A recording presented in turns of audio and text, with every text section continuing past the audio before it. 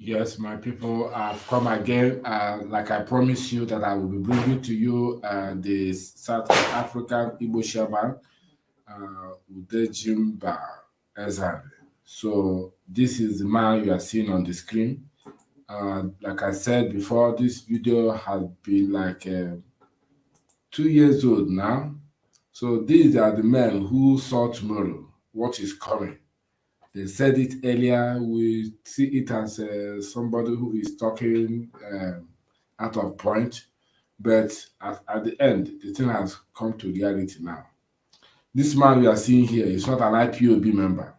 He's just an Igbo chairman in South Africa, which that Nollywood legend, I don't know his name yet. I'm still waiting for people to give me his name, to give him a very good kudos. And he mentioned about this Igbo chairman in South Africa, the alarm he raised, how people back home should fortify the land to show solidarity and readiness to confront the enemy who is trooping to our land without just cause. So the alarm has been raised, and it looks like nobody is making move about it. But here it is again. This man is raising alarm with every audacity, telling people to wake up from slumber, telling people to know what to do at the right time. So here we will be able to listen to him now and hear what he's gonna say. His wisdom and his advice, very, very important. We have to listen to it and know where we stand on, whether we will stand on lukewarmness or maybe cowardness. That will not give us freedom until we do something, we rise up and do something. Because, like book of the scripture used to say in the Psalm 20, said, some trust in chariot and some in horses, but we will trust in the name of the Lord our God. So let's listen to this gentleman now and see what he's going to say to us. All right, let's go. No, I have to stop and like it's muted. Very, very exclusive. Igbo bụ Igbo ekele m ụnụ. Aha m bụ Ezeali Udejimba Jonas, n'owu ndị Igbo na South Africa. Ndị Igbo aka m na-ekwu maka ndị a ji ike na-agbabata na be anyị ikem na ikem. Ndị a azụrụ otu esi alụ ọgụ na-agbabata na be anyị ikem na ikem. Ọ bụrụ ugbu a ka ha bidoro wabatawa dịka m si kwuo ndị dịka anyị niile si wee malụ. Ndị a na-awabata ha kwasogo ụmụ nwaanyị anyị iko n'ike nke akwacha iko. Ọ gaghị ekwu na ụdị ihe dị etu a mere maka na okwu anyị nwabụ Igbo asụwa ya oyi enwe ike nwaanyị dị etu a ma nụtazi di enwebeghị ụdị arụ ndị a na-emebeghị na be anyị ha ejekwa ihe mebi ife ndị be anyị kụrụ n'obi ndị be anyị afọrọzi ebe ha si akpata ife ha na-eri maka na ndị a na-emebisi ife niile anyị kụrụ n'obi ya bụ anụmasị na dịka o si wee dị ugbu anyị niile ma ọ bụrụzi mgbe onye ọbụla na-agba iche iche na ọ dị mma ka anyị bịakọta ọnụ anyị ma na ndị Igbo kewere ụzọ na-abụ ụfọdụ si ka anyị nwere onwe anyị ụfọdụ si na nhazigharị ụzọ na ọba anyị kewa anyị afụgo ka o si wee dị na be anyị kịta ya bụ na ndị Igbo ga-agba izu iju si kedụzie elu ọnọdụ anyị chọrọ ka anyị nọlụ maka na anya ma bụ ohu na be anyị ndị nna nna anyị ha lụrụ ọgụ si na anya ma bụ ohu ọgụ a agwụbeghị andịle nwerekwa mgbe ọgụ a kwụsị maka na aka na-egbu anyị na-eche na ọ ga-adị mma na-egbu anyị na-eche na ọ ga-adị mma kpatara ọtụtụ ndị nke si na anyị ga-enwere onwe anyị ji si ebe unu na-eche na ọ ka dị mma ka ezi mgbe ọ ga-adị mma maka na ebido ogbugbe anyị kemgbe ọgụ afọ 310 gara aga ka ebido ogbugbe anyị egbukatazie anyị kpebie na anyị ga-anọrọ onwe anyị ewee sụọ anyị akwụ gbuzie nde mmadụ karịrị nde 4 ka e gbusiri ihe niile a anyị ka nọkwara ofe ihe ahụ bịa kala eme ihe ahụ na-ebe ka na-ebe ya bụ na anụ m ajụnụ ugbu a bụrụ ndị Igbo nwere nkewa n'ụzọ dị iche iche ugbu a bụrụzi mgbe eji eme nkewa ugbu a bụ mgbe anyị ga-abịakọta ọnụ ụfọdụ si na Igbo enweghị eze Igbo nwere eze Igbo makwa na eze ha mana ndị iche bụ na iwu Igbo anọghị asa anya ọnọghị asọ nwoke anya ọnọghị asọ nwaanyị anya onye eze daa iwu ala iwu onye eze na-achị daa iwu ala iwu onye mere ndị Igbo asị eze ị ga-adị o mana anyị ga-ekpuru nkata n'isi wee gwa gị okwu ife a bụ otu aka isi wee dị ọchịchị onye kwuo uche o bidoro n'ala Igbo na ọ bụrụ obodo oyibo ka o bido ọ bụrụ ndị ọcha bidoro ya bụ na ọ dị mbụ ọ dị n'ọbara anyị nwa onye mere o ji dịka Igbo enweghị eze ndị amaghị Igbo bụ ha na-ekwu etu a ya bụ na anụmasị dịka o si wee dị kịta onye isi Igbo niile bụ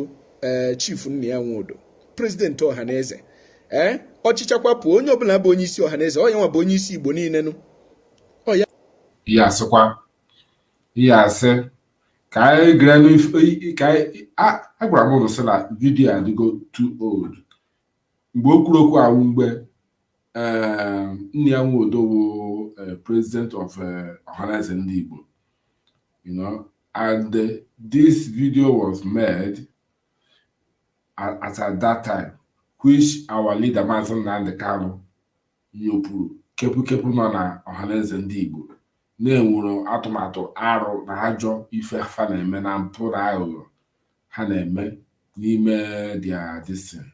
Now let's listen and hear what Oyedu said. Okwu asị ka ha bụ ha niile ma ume ahụ ma okezi ikpeazụ ma nne ya nwodo okwu asị ka ọ bụ nke a ndị ji asị na-eri nri. Yes. Ịgbara ndị Fulani odibo nchi iwu osote onye isi n'obodo Naijiria ọ mgbe m nọ n'ụlọ ikoni ka m ga-etinye ha n'aka akwụkwọ si ha agaghị m emezi Biafra ọzọ unu bịa ka m gbara unu odibo ka ndị ọzọ si agbara ha odibo.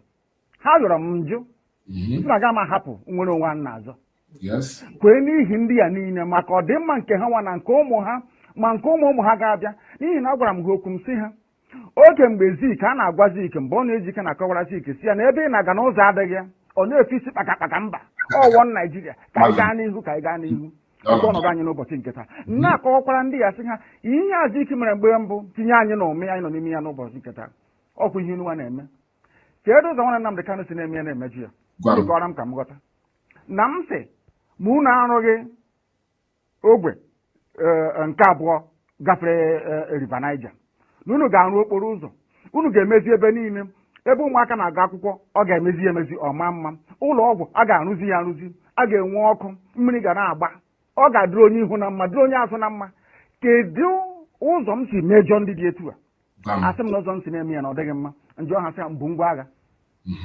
onwe onye m gbara egbe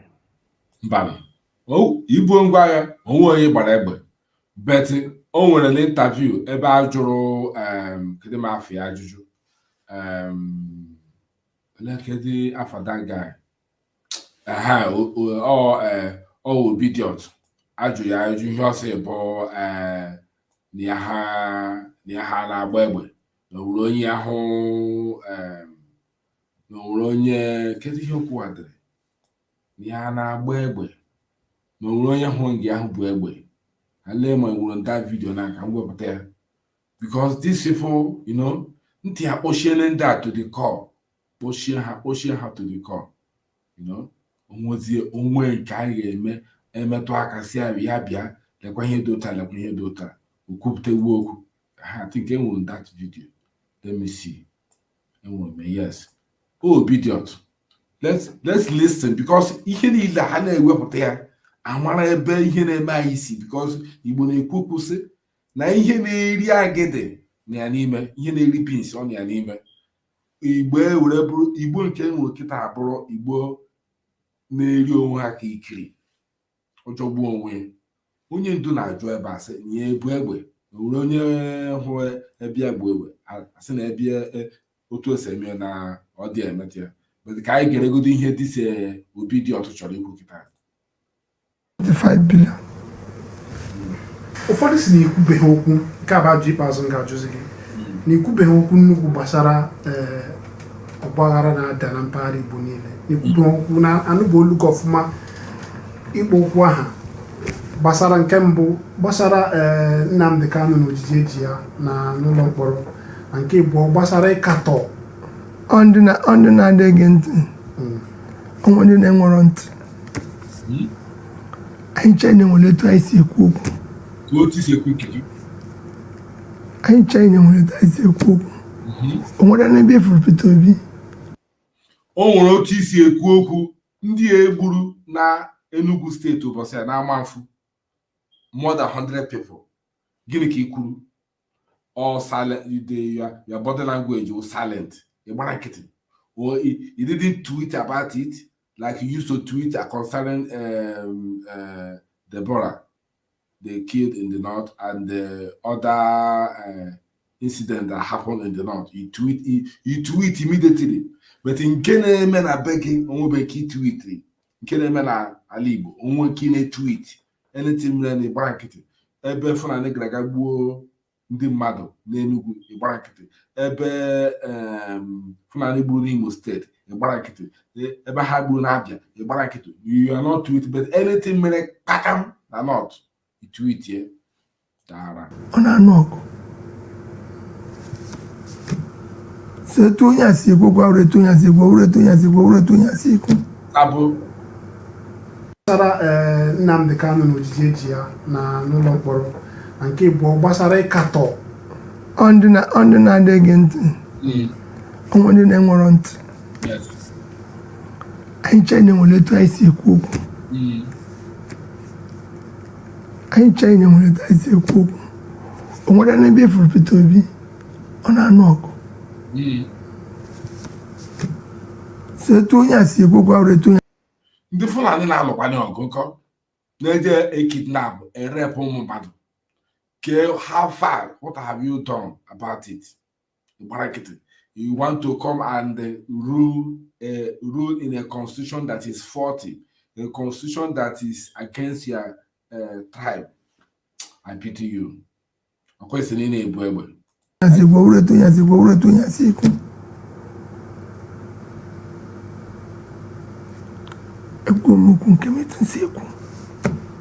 All right, thank you. Ikuchago notice ekuna. Onye mgburu mma. Onye mgbara ụta. Nnam gbam. Ọsọ ozi ọma Chineke sị mgbasa n'igwe ka na-agbasa. Ị na-agbasa, yes. Kezie ka o si metụta unu. Ọ bụ gịnị mere unu a na-asị ka akpọta Nnamdi Kanu ka egbuo ya ọha na eze na ndị gọvanọ? Ọkwa na gịnị mere ndị herdsmen na-egbusi ndị mmadụ n'ugwu Awụsa? Ndị gọvanọ ha n'ugwu Awụsa kpọbere ka abịa gbusie ha. Mba. Inu anunugo na onwe onye na-achị ugwu Awụsa gọvanọ pụtasị ka egbusie ndị herdsmen. Mba. Unu anunugo na onwe onye Yoruba pụta sị ka egbusie ndị OPC. Ọgwụ na sọsọ ndị Igbo. N'ihi na unu na-agbalịkalịka ka unu ga-agbara ndị Fulani odibo. Onye pụta sị ka agbara Fulani odibo. Nsị na mụ abụọ Nnamdi Kanu aga m agbara Fulani odibo. Ha nwere ha kwesịrị ịgba mụ odibo. Nwa Chineke. Ha gaa n'ugwu Awụsa ndị ha na-akpọrọ isi n'ala na-ajụ ha unu na ebe a Nnamdi Kanu ọ pụtakwa n'ụbọchị one unu ha pịa ọ na-akpagharị ebe niile ego na-enye ga-enyekwa ya ọzọ onye ahụ otiri mkpu bịa ọ gaa na BBC Igbo na-akọrọ ha aka m esokwa ya aka gị ọkwa ọgwụ ogonwa wụ onye isi nche na steeti gị gwazienụ m nyewa bụ onye isi nche bet ọ sị na aka ihe sokwa ya Fulani bịa gbuo mmadụ na steeti Ifeanyị ugwu anyị Enugu gọvanọ agbara nkịtị. No retaliation, no consultation of traditional rulers or religious leaders or gbara nkịtị. Ọ sị ya wụ onye nche na steeti gọvanọ. Chineke na-ekpere ihe ọjọọ. Onwere ugbo mgbe mmadụ nụrụ that na a stranger gara na north gbuo an indigene there lie free. Eme n'obe ka na-eme. Biko ka anyị gechagodo this Igbo chairman na South Africa, anyị gecha ya, we can now come back and complete this interview. Our leader Maazị Nnamdi Kanu nwere wuti ndị BBC ndewo.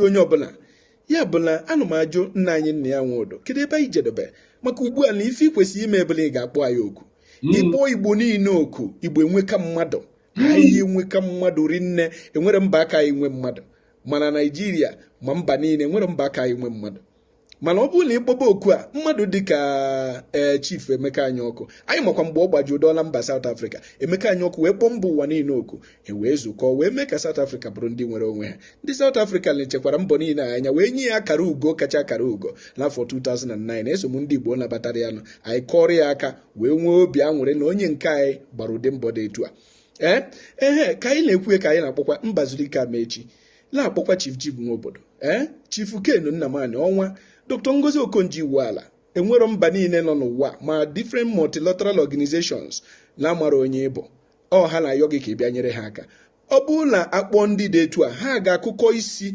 were gbaa izu ka Igbo ga-esi wee gaa n'iru ka ị na-akpọ ha ma enyi nna ya abara ibe mgbe eji agbụ enyi nna ya abara ibe dị mbụ mara ebe ihe a na-aga and ọ na-etikwe mkpu etisi ya n'onu ike etisi ya ike ọ naghị etinye ka ndị iro hapụ ịma ọ na-etisi ya ike maka na ndị iro mara ya nwa ma awụọ ha ike ọha ndị Igbo ịgbala mbọ niile ị gbara n'afọ 2014 gị na Madura akụnyere ha ma ndị ọzọ ka e mee constitutional conference emechaa ya unu nwere resolution ke ọkwa ha zọdoro ya okwu ka ezi ka o si dị unu na agaghị azọdo restructuring na okwu bụ nhazigharị ya bụ anụmasị ike ọha ike agwụ n'ụnụ ugbu a ka unu niile ga-agbakọta site n'ihe unu hụgoro ahụ ka a gbaa izu si ọ bụ etu a ka anyị ga-esi wee biri Peter Obi Chief Peter Obi Prọfesọ Soludo Senatọ Ifeanyị Ụba ọkwa dịka Igbo ukwu bụ Chukwuemeka Eziife Chief Victor Ume Chief Chekwaso Okorie Chief Ebitu Ukiwe Olise Agbakọba Emeka Ọfọfa Chief Atọ Eze Pius Anyim Emmanuel Iwu Anyanwụ. Peter Obi si na ọ nwere otu onye ọbụla si ekwu nke Chairman Udejimba Ezeali Peter Obi si na ọ nwere otu onye ọbụla si ekwu nke na otu onye a si ekwu abụ otu onye a si ekwu. Ihe Peter Obi na-akọwa abụ na ya pụtara ka ya gbara Janjaweed odibo ọ na-agbara Janjaweed bụ na ihe ọbụla mere n'ala Igbo ọ ga-eme pụm ọ ya atụpụ you cannot even cough. That is how Peter Obi si ekwu nke ka anyị ghọta ka anyị ji n'oge fụ ebe mmiri si wee baa na opi ụgbọgụrụ. So ọ baa uru mmadụ ịdọbasị anụ arụ ya. Even all this campaign ọ na-eme, you can see how the campaign is going. Has he been able to consult any traditional ruler or any have a meeting with Ohalenze Ndigbo or have a meeting with n'elu ka ha rapụga a na-ekwu okwu ndị bụ mmadụ a na-ekwu okwu Peter Obi onye nke ahụ bụ you just want to serve Fulani. Our leader onye ndu Maazị Nnamdi Kanu si na onye pụta ọ na-agbalị kalịkalị ka ọ gbara Fulani odibo na anya bụ Nnamdi Kanu na ya ga-agba Fulani odibo na ọhawa ga-abịa gbara odibo an uncircumcised Philistine ale a suppress children of light ka fara gbara ha odibo if all everything na-aga awkward niile ma chifue Prọfesọ Uzodimma Nwala abịa kpọkọ ndị niile nna anyị nna ya nwodo kpọọ ndị Igbo niile ndị Igbo ji wee biri kpọọ onye ọbụla oku ka ha unu zukọ ọnụ unu ekwuo si lekwa ụzọ ndị Igbo ga-eso site n'ihe niile anyị na-afụ na Naịjirịa n'ụzọ aka unu chọrọ ka anyị soro anyị niile soro ya. Ụfọdụ n'ime unu na-agba mbọ anyị fụkwa ahụ mụ na onwe nke m anụ m afụ gọvanọ Enugu steeti ebe ọ na-akpagharị na-eje eche nche ochie n'ụzọ si Nsụka bata Enugu ochie n'ụzọ si Ebonyi ochie n'ụzọ Abịa. Ọ bụrụ na etu a ka o kwesịrị ịdị maka ife o ji wee na-eme ife abụ na ndị na-eche nche abụ ndị agha ndị ọchịagha na ha nwere nghọta ha na ndị ala awabata na be anyị nghọta ha were mezie ala akpọpere ha ụzọ ha wee na-abata. Onye mere gọvanọ ji jizie aka wee na-eje mana o kwesịrị na anyị were ndị nwere ntụkwasị obi n'ebe ha nọ ha ije na-eche. So ọ bụ na ịkpọ oku a nna anyị nna ya nwodo bụ gị nwalachi Igbo niile ịkpọcha ma ndị gọvanọ ma ndị omeiwu na-anọchite anya ndị Igbo niile ịkpọọ ha nche oku ịkpọọ ma ndị pastọ oku ugbu a maka na dike ọbụla ọgụ batara na benni ọgba ọsọ abụrụkwa dike ọ dike ọbụla a chụpụrụ benni abụrụkwa dike. Ndị nna nna anyị ha ekwerekwa ka a chụọ anyị na be anyị ọ gaghị eru n'oge nke anyị a ụnụ nọ n'isi unu ekwe ka a chụpụ anyị na be anyị ya bụ na anụ m anya ụnụ na ugbu a bụ igurube chikọ ụkwụ ọgbawa ite. Ọ bụrụ na ịkpọọ ndị niile oke ịkpọọ ma ndị ọdịnala ma ndị ụkọchukwu ma ndị igwe anyị dị mbụ azụ oku ọkwanụ be ha ka ihe niile ha na-akpọtụ maka na obi ha ka a na-egbusi ndị mmadụ na-akwaso ma ụmụ nwaanyị iko n'ike na-emebisi ife ndị obi ha kụrụ n'obi ndị town union president ndị isi obodo akpọcha ma ndị dibịa ma ndị pastọ abụfe efe aka fefe gbusie ndị mmadụ. Ugbu a ka onye ọbụla ga-ekuni onye ọbụla were ike maka na ọ na-abụ emetụ mba afụ dike emetụgokwe mba dike anyị niile pụtawazie ma ndị dibịa bụ ike niile nnọọ ha bụcha ha werezi ike a wee chụba ndị iro nọ n'ala Igbo ka a chụpụ ndị a si ezi wee bịa ha buru ike a ma ndị pastọ ma ndị dibịa onye ọbụla werezi ike wee chụbazie ndị a si ezi wee bịa. Ọ bụrụ ozi mgbe anyị na-eme na anyị nọchi iche iche nke anyị ka gafịa ụfọdụ akpọọla nna igwe sị m onowu Igbo na anyị chọrọ ka anyị sobe nke gị biko kedu otu anyị ga-esi wee mee unu esona maka na enwego ndị anyị ma n'ọha nwa ji aka ha n'ọha nwa na-echekwa ala Igbo kemgbe a na-egbu ha abịa nwere ife ha mee na ndị iche bụ na ndị a na-emegide anyị achọrọ ka e nwere onye ọbụla ga-ekuli ịzụ anyị enwere ma ọnwụ Igbo kuliri ịzụ anyị ihe gbufue ewee site ma ndị agha na-egbu anyị ka a na-egbu ụmụnne anyị a si ka anyị nwere onwe ka ha nwa na-esikwa ọnwụ na ha ga-echekwalili ala Igbo ha wee tụgharịa ndụ ha maka ịhụnanya ha nwere ebe ndị Igbo nọ. Ya bụ na alụmasị na ugbu a bụrụ mgbe a ga na-ekwu iche iche. Ugbu a ka onye ọbụla ga-ekuli maka ọgụ a ọbịa ọ bụghị sọsọ ndị abụ ha na-anụ ya ka ọ ga-eri ma onye ukwu ma onye nta ma ndị nọ na mba ofesi. Anyị na-afụkwa ndị na-akpọ oku dị iche iche. Unu kpọchie oku dị iche iche ihe niile asụọ n'isi maka na ọ bụrụ na anyị nwere ebe ya nọ n'isi wee na-achịkọta ọ ga-enye anyị niile nsogbunu maka na ndị Igbo bụ ha kacha nwee otu gbasara mba ụwa niile. Otu niile a bụ onye na-eme iche ibe ya na-eme iche mana ugbu a bụrụ mgbe eji eme iche na ọ ya bụ isi ozi ma ugbu a bụ mgbe eji achịkọ ọnụ ka igurube niile a nwee ike chikwuo ọnụ wee gbarie ite unu gbachizi izu na gwa ya ebe unu chọrọ ka eje makala nkịta sisi tụpụrụ ya ọkpụ n'iro rapụzieri ọgụ ya na ndị mmụọ. Igbo nwere mmadụ, Igbo enweka mmadụ, anyị enweka mmadụ n'ụdị na ụdị ọbụla enwere mba ka anyị wee nwee mmadụ. Ya bụ na ọ bụrụ na ụlọ gbachi izu gwa anyị ụzọ anyị ga-esi anyị niile ga-emezi nzọgbu anyị wee jikọọ ọnụ dịka otu ezi were chụpụ ndị iro bịara na be anyị. Ana m ekene ụnụ. Ụfọdụ n'ime ụnụ, ọtụtụ n'ime ụnụ dị mbụ eme ịkpọkwa ụdị oku akpọkwala ndị na-emegide anyị, ndị na-ere anyị maka na ndị a na-ere anyị mbọchị aka kpara ofeke okwuo mmụọ chiri ọzọ. Onye ọbụla rere ụmụnne ya ọ bụrụ uru ka o riri maka na ife onye meta ọ ga-eji isi wee bụrụ. Ndị na-agbakwala mbọ ka ọ ga-esi wee dịrị anyị na mma ọ ga-adịkwara ha na mma. Anyị maka ha ndị na-eme mma makwa ndị na-emegide anyị. Ya bụ na ndị Igbo macha. Ya bụ ndị Igbo ka anyị jikọọ n'ọnụ ọ bụrụ mgbe a na-eme nkewa jikọọ n'ọnụ ife ọbụla anyị nwere ka anyị were ekwado ndị anyị nwegoro dị mbụ na-echekwaba anyị. Ekene dịrị ụnụ.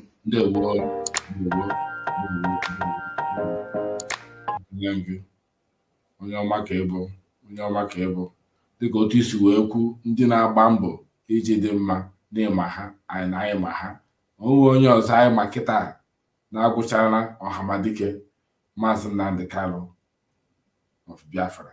There's no any other person. Every other person like that Nollywood legend said that na ndị gọvanọ na ndị ọhaneze na ndị akwụfeela anyị ha were gaa nyefee n'aka ndị ilo ọ bazi uru na-ajụ nna m ife mere na ọ dị ekwute okwu IPOB and Maazị Nnamdi Kanu ọ sị na onye ọbụla ahụ nwere otu osekwu nke na otu onye ahụ sekwu na-abụ otu onye nke ahụ sekwu oke nke ahụ okwu nke kedu onye nụrụ olie ka ebe ụgbọ ya na-agba n'okwu okwu ọhịa ọ na-eme body language.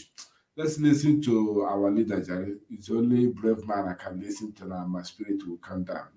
Let's hear him. Let him complete this interview.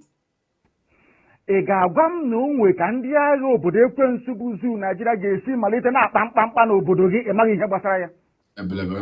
Ngwongwo niile esi be mburu akwa ebe ka esi ikpeazụ ka ebugara na gọọmenti atụ na Ezinna ha na-ekiri na-amụ amụ ohe were ụmụnne ha na-eresi ndị Fulani je na ndị Fulani ga-ahụ ha n'anya wee na-ajụ na-asị gị na-eme na ọhaneze n'ụbọchị nke taa. Akwa ofu Jubril a ha na-agbara odibo ha na-achụrụ efi akwa ofu Jubril a bịara ugbu a bịa tisa ọhaneze tiwa ya ụzọ abụọ.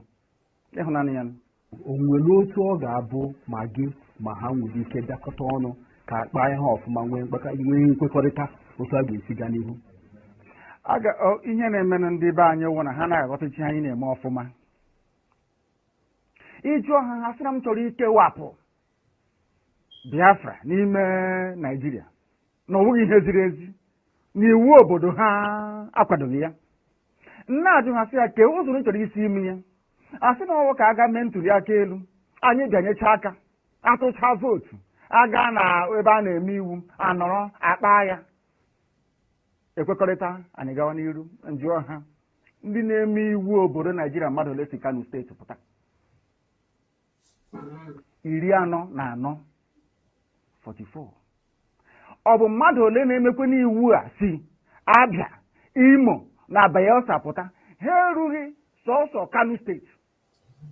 Ọ bụzi ụzọ dị anya ka ị ga-esi wee nweta ihe a ibu n'obi ebe ndị ọwa anyị na ha na-awụ nọchiri egwu aga agbachi ụzọ nọchi ebe niile efe adịghị adịghị obere ihe unu kwesịrị ọrụ unu anaghị arụ ya.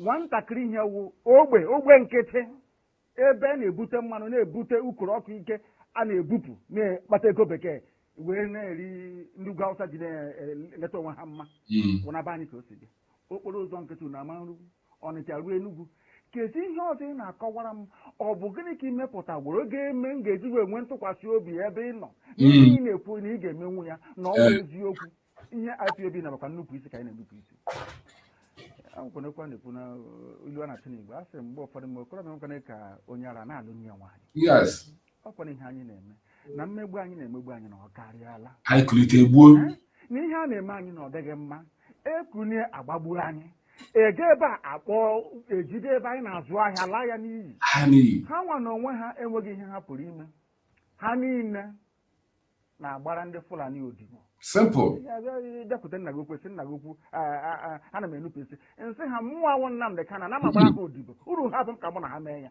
ajụ enwe m ekpere ha ekpere onye nwe anyị baa ha n'ime ka ha nweta ezi mmụọ nchegharị ka ha ghọta